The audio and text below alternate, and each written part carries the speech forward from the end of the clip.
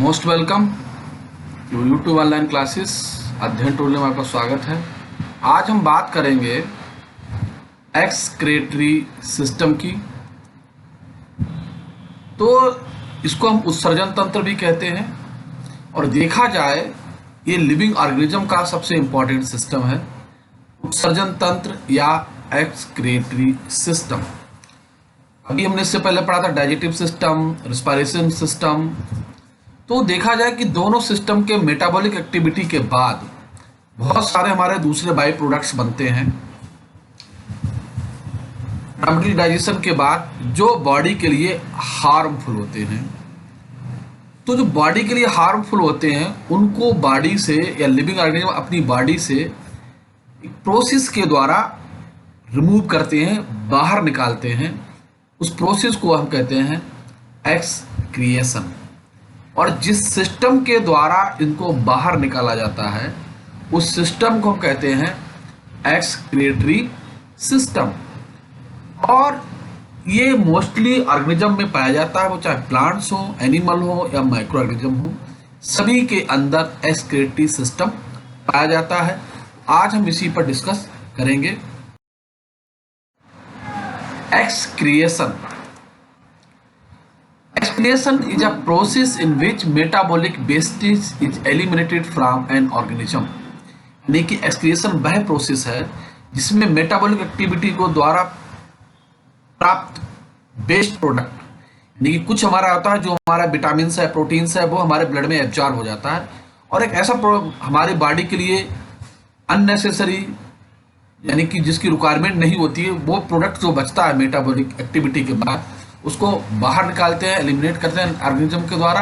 उसी प्रोसेस को कहते हैं excretion. In vertebrates this is the primarily carried out by lungs, kidney, skin. तो जो हम वेस्ट मेटाबॉलिक वेस्टेज है उसको बाहर निकालने के लिए जो यूज करते हैं वो हमारे क्या है, लंग्स है, किडनी है और स्किन है। हमारे साथ पसीना आता है, पसीने में साल्ट होता है, वो हमारी बॉडी में एक्सेस साल्ट जो होता है वो बाहर निकल जाता है पसीना की थ्रू। बहुत सारी गैसियस एक्सचेंज होती है, तो लंग्स आता है। तो लंग्स क्या करती है, हमारी बॉडी के अंदर जितना भी मेटाबॉलिक एक्टिविटी के दौरान CO2 उत्पन्न होती है वो लंग्स के थ्रू, प्रोसेस के थ्रू बाहर निकाल दी जाती है। अब आता है kidney.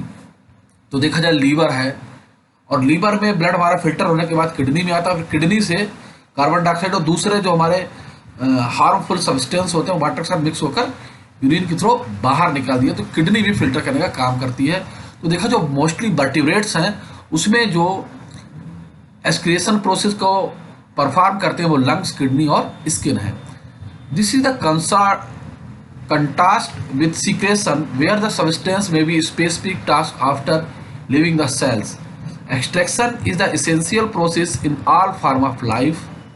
For example mammals urine explained through the urethra with a part of excretory system. तो देखा जाए एक्सक्रिएशन जो है सभी लिविंग में जितने भी जीवित प्राणी हैं, ऑर्गेनिज्म है, सबके अंदर एक आवश्यक प्रोसेस है जिसमें अलग अलग होता है। जैसे कि मैमल्स में देखा जाए तो उसमें यूरिन होता है एक्सक्रीटरी प्रोडक्ट, और किसके थ्रू बाहर निकालते हैं, यूरेथ्रा के द्वारा बाहर निकालते हैं। The part of excretory system, जो एक्सक्रीटरी सिस्टम का एक पार्ट है। In unicellular organism waste product are discharge directly through the surface of cell.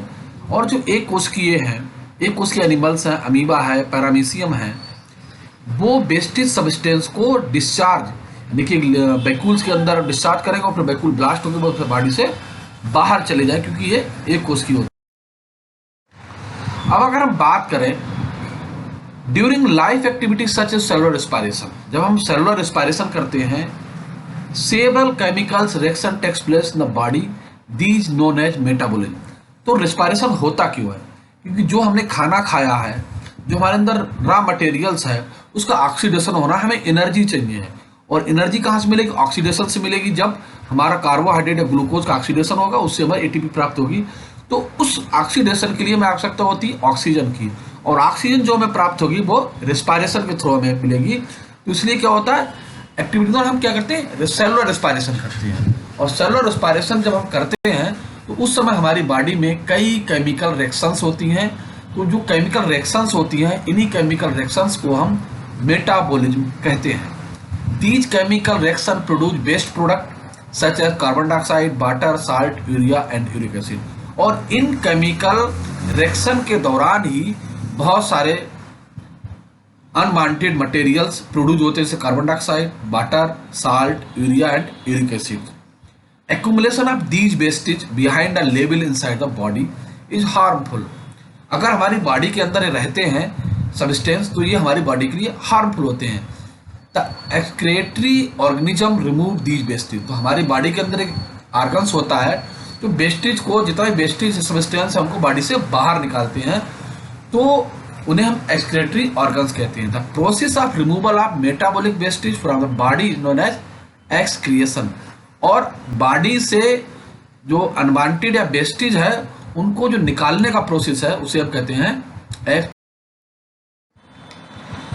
तो ग्रीन प्लांट्स, अब हम बात करें कि जो एक्सक्रिएशन है और रिस्पायरेशन मोस्टली सब में होता है, एनिमल्स में भी होता है, प्लांट्स में भी होता है। Green plants produce carbon dioxide and water respiratory product. तो देखा जब प्लांट्स में रेस्पिरेशन होता है तो उसमें कार्बन डाइऑक्साइड निकालते हैं और रेस्पिरेटरी प्रोडक्ट बनता है वाटर उसमें। In green plants carbon dioxide release during the respiration get utilized during photosynthesis. जो वो कार्बन डाइऑक्साइड को निकालते हैं दिन के समय, उसी समय फोटोसिंथेसिस प्लांट्स प्रोसेस करते हैं और उसको वो अपने उसमें यूज कर लेते हैं। और ऑक्सीजन जो है फोटोसिंथेसिस के बाई प्रोडक्ट के रूप में या फोटोसिंथेसिस के दौरान O2 प्रोड्यूस होती है, exist through stomata, root cell wall and other tools. तो देखा जाए oxygen is a by product generate during the photosynthesis and exist through the stomata, roots, cell walls and after other roots. तो देखा जाए कि जिस समय फोटोसिंथेसिस होती है उस समय ऑक्सीजन जनरेट होती है जो स्टोमेटा के थ्रू बाहर निकलती है प्लांट से, रूट सेल्स के द्वारा, और दूसरे रूट से जिनके द्वारा ऑक्सीजन बाई प्रोडक्ट में प्लांट से बाहर एग्जिट निकलकर एनवायरमेंट में शामिल हो जाती है। In animals the main excretory product, तो एनिमल्स के अंदर भी बहुत सारे प्रोडक्ट्स निकलते हैं। क्या निकलते हैं? Carbon dioxide, ammonia. तो जो अमीनोटैलिक्स एनिमल होते हैं उनके अंदर कार्बन डाइऑक्साइड और अमोनिया निकलता है। यूरिया यूरोटैलिक के अंदर निकलेगा यूरिक एसिड। तो ये ऐसे लिविंग ऑर्गेनिज्म है जिनके अंदर बाई प्रोडक्ट्स। अब मोड ऑफ एक्सट्रैक्शन किस तरह चीजें कैसे निकलते हैं उन्हें क्या कहेंगे? तो अमीनोटैलिज्म, यानी ऐसे एनिमल जिनके अंदर से अमोनिया सीक्रेट होती है, अमोनिया एक्सट्रैक्शन निकलती है, अमोनिया बाई प्रोडक्ट निकलता है, बॉडी से बाहर रिमूव होता है, is called excretory product is ammonia is called ammonotelism. Uricotelism type of extraction uric acid, यानी कि जो organism living animals uric acid secrete करते हैं उनको हम यूरिकोटैलिज्म कहते हैं। Ammonotelism the type of excretion amino acid, कुछ एनिमल्स अमीनो एसिड सीक्रेट निकालते हैं बेस्ट प्रोडक्ट के रूप में, उन्हें हम अमीनोटैलिज्म कहते हैं। यूरोटैलिज्म टाइप ऑफ एक्सक्रीशन यूरिया, जैसे कि ह्यूमन है वो अपना एक्सक्रीटरी प्रोडक्ट जो है यूरिया के रूप में निकालता है बाहर। ग्वानोटैलिज्म एक्सक्रीटरी ग्वानिन, तो देखा जाए स्पाइडर्स होती है, कुछ एनिमल्स होते हैं जो सॉलिड पेस्ट के रूप में निकालते हैं, उन्हें ग्वानोटैलिज्म कहते हैं, ग्वानिन वगैरह निकालते सीक्रेट करते हैं। तो different mode of extraction and different animals से डिफरेंट होते हैं। ये हम देख सकते हैं कि कौन से एनिमल्स क्या क्या हैं। तो देखा जाए कि जो फिशेज है उसके अंदर अमीनो एसिड्स ग्रुप होते हैं, अमीनो एसिड्स के निकलते प्रोटीन्स मेटाबॉलिक एक्टिविटी के द्वारा डाइजेस्ट होता है। बर्ड्स हैं वो न्यूक्लिक एसिड्स के थ्रू उसमें निकलता है। एनिमल्स हैं, मोस्ट एम्फीबियंस हैं, स्नेक्स हैं, वो यूरिया को निकालते हैं। फिशेज हैं अमोनिया निकालती हैं, बर्ड्स यूरिक एसिड निकालते हैं। तो डिफरेंट ऑर्गेनिज्म में बेस्ट प्रोडक्ट। तो हम बात करते हैं, हमारी बात कर रहे थे अमीनोटैलिज्म, यानी कि जो अमोनिया सीक्रेट करने वाले एनिमल्स हैं उन्हें हम अमीनोटैलिज्म कहते हैं। तो जो अमोनिया बेसिकली सीक्रेट होती है वो एक्वेटिक एनिमल्स होती है, वाटर के अंदर पाए जाने वाले एनिमल्स जो है वो एक्सक्रीटरी प्रोडक्ट के रूप में अमोनिया को शरीर से बाहर निकालते हैं। उनके यहाँ मेटाबॉलिक एक्टिविटी के द्वारा बॉडी के अंदर अमोनिया बनती है, और अमोनिया जो होती है बॉडी के लिए हार्मफुल होती है, टॉक्सिक होती है। तो चूंकि एक्वेटिक एनिमल्स रहते हैं तो बॉडी सरफेस के द्वारा या दूसरे ऑर्गन्स के द्वारा उसको जो है वाटर में बाहर निकालते हैं, जो वाटर में बहुत ही हाईली डिजायबल होती है। तो aquatic animals excrete ammonia directly into the environment where the compound is quickly diluted. It is also very toxic to tissue. तो देखा जाए जो अमोनिया है वो बॉडी के अंदर टॉक्सिसिटी प्रोड्यूस कर सकती है, और जो हमारी बॉडी के टिश्यू हैं उनके लिए बहुत ही हार्मफुल होती है, उनके लिए टॉक्सिक सब्सटेंस के रूप में पाई जाती है। तो देखा जाए जो अमीनोटेलिज्म बेसिकली एक्वोटिक प्लांट है। पहला काम हमारा है कि जब हम बात करेंगे किसी अमीनोटेलिज्म तो एक्वोटिक प्लांट, वो चाहे फिशिज हो, हमारा मेढक भी हो सकता है, फ्रॉग भी हो सकता है, और दूसरे वाटर में रहने वाले जितने भी एनिमल्स हैं उनके थ्रू ये प्रोसेस होता है, वो अमोनिया सीक्रेट होता है उनके अंदर से। The process eliminating ammonia from the body is known as ammonotelism. तो प्रोसेस के द्वारा जो अमोनिया निकलती है हमारी बॉडी में, उस प्रोसेस को हम अमीनोटेलिज्म कहते हैं, कंडीशन को। एंड द ऑर्गन, जो हमारे जो लिविंग ऑर्गेनिज्म है, जो एनिमल्स हैं, विच इज एक्सेवेटरी, यानी जो बाहर निकालते हैं इस तरीके के प्रोडक्ट को, तो जो प्रोडक्ट बाहर निकालते हैं तो उनके इस नेचर को अमीनोटेलिक कहते हैं, यानी अमोनिया सीक्रेट करने वाले एनिमल्स या अमोनिया को उत्पन्न करने वाले, यानी कि जो अमोनिया का उत्सर्जन करते हैं अपने शरीर से, उन्हें अमीनोटेलिक कहा जाता है। इसे एनिमल्स के कंडीशन को, अभी जो अमीनोटेलिक कंडीशन है, अमोनिया किन किन ऑर्गन से मोस्टली सीक्रेट होती है। तो हम बात करें, इसमें बताया कि वाटर में पाए जाने एनिमल्स, तो उसमें मोस्टली क्या होंगे, मोस्टली फिशेज उसमें आ जाएंगी। जितनी फिश है मोस्टली वाटर में रहती हैं, तो इनके थ्रू जो एक्सक्रीटिव प्रोडक्ट निकलेगा वो अमोनिया निकलेगा। प्रोटोजोन्स, अमीबा हो या दूसरे जो हमारे हैं, उनके द्वारा भी अमोनिया निकलेगा। एकाइनोडर्मेट्स, उनके द्वारा भी अमोनिया निकलेगा। पोरीफेरेंस, वो चाहे हमारा पोरीफेरा हो, चाहे हमारा पैरामीशियम हो, और क्रस्टेशियन, इन सब कैटेगरी में जो एक प्रोडक्ट बनेगा एक्सक्रीटरी, वो हमारा बनेगा अमोनिया। इसलिए इनको हम अमीनोटेलिक एनिमल भी कहेंगे। अब उसके बाद आता है यूरोटेलिज्म। तो यूरोटेलिज्म से हमें पता चल रहा है कि ये यूरिया को उत्पादन होता है बॉडी के अंदर। तो हम बताएं कि जो बॉडी, ह्यूमन की बॉडी है या जो मैमल्स हैं, तो क्या होता है जब हम खाना खाते हैं, फूड मटेरियल खाते हैं, तो जब वो डाइजेस्ट होता है, तो डाइजेस्ट होने के बाद वो डिफ्यूजन के प्रोसेस द्वारा हमारे ब्लड में शामिल हो जाता है। और ब्लड में जब शामिल होता है तो उसमें बहुत सारी एबनॉर्मलिटीज होती हैं, अनवांटेड प्रोडक्ट भी होते हैं। फिर वो वहाँ से सीधे लीवर में जाता है हेपेटिक पोर्टल सिस्टम के द्वारा। और लीवर में जाने के बाद जो उसमें अमोनिया बनती है, वो क्योंकि अमोनिया टॉक्सिक सब्सटेंस होती है, तो वो लीवर में अमोनिया जो होती है वो यूरिया में कन्वर्ट हो जाती है। और यूरिया में कन्वर्ट होने के बाद वो किडनी में ट्रांसफर होती है, और किडनी से फिल्टर करके वो यूरेथ्रा में चली जाती है और बाहर से बॉडी से बाहर निकल जाती है।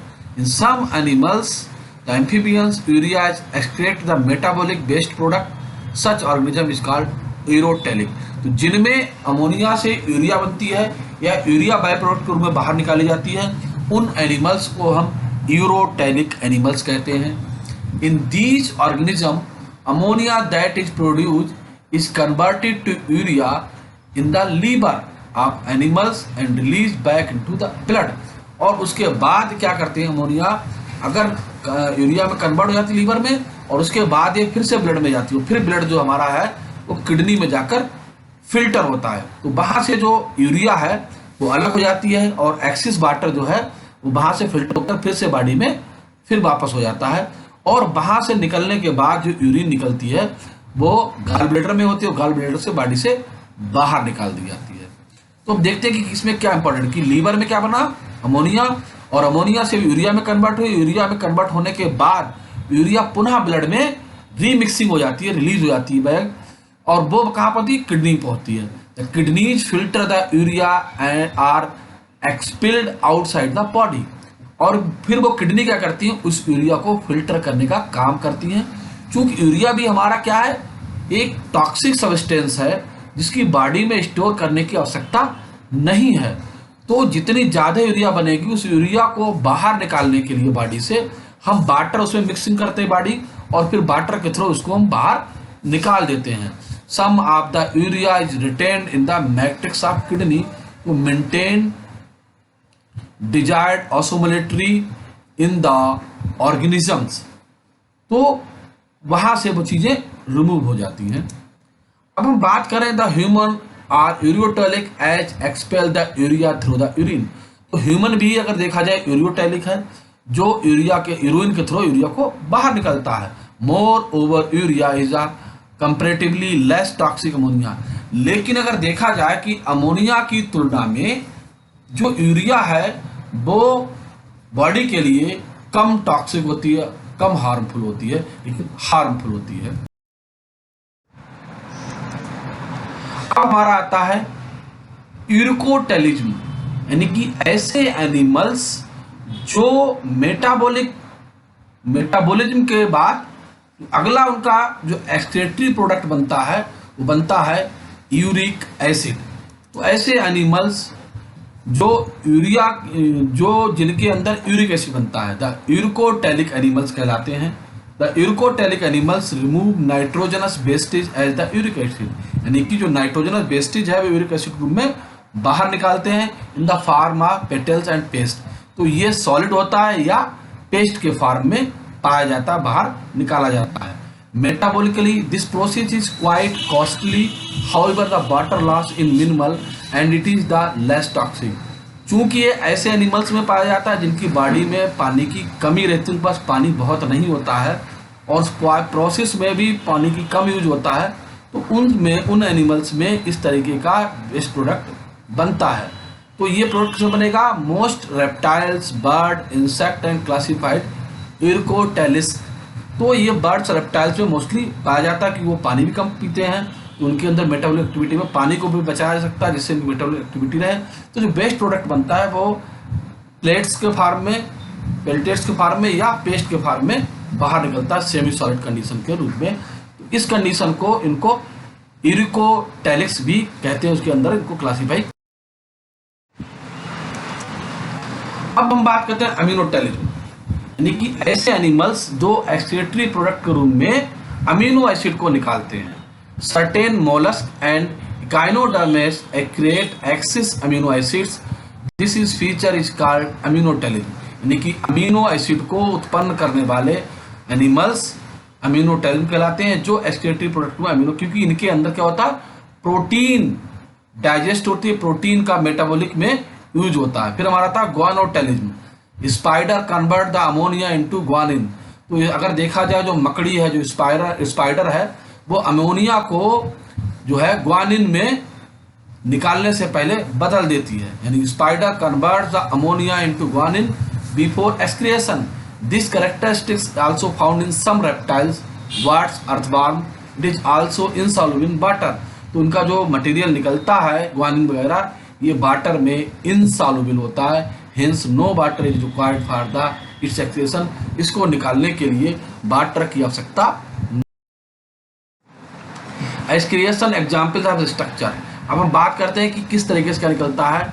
All vertebrates have kidneys, excretory product is urea, यानी कि ऐसे एनिमल्स जिनके अंदर एक्सक्रीटरी प्रोडक्ट यूरिया निकलता है, वो किडनी, ऐसे एनिमल्स में किडनी पाई जाती है, किडनी के द्वारा इसको बॉडी से बाहर किया था फिल्टर करके। फ्लेम इन सेल्स प्लेनेरिया, प्लेनेरिया क्या मिलेगा एक्सक्रीटरी प्रोडक्ट में? फ्लेम सेल्स हैं जो एक्सक्रीटरी प्रोडक्ट को बाहर निकालती हैं। अर्थवर्म में नेफ्रीडिया जो होती है एक्सक्रीटरी ऑर्गन्स का काम करती है। कॉकरोच में मेल पिजियंस ट्यूबुल्स पाई जाती हैं। Prawns and antennae glands and green glands, और प्रॉन्स में ग्रीन ग्लैंड्स पाई जाती है जो एक्सक्रेशन या एक्सक्रेटरी ऑर्गन्स के रूप में काम करती हैं।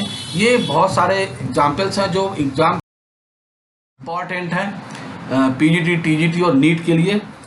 और हम आशा करते हैं कि आपको ये वीडियो पसंद आएगा, और जो भी सजेशंस हो आप नीचे कमेंट से दे सकते हैं। थैंक्स, धन्यवाद, आपका दिन शुभ हो।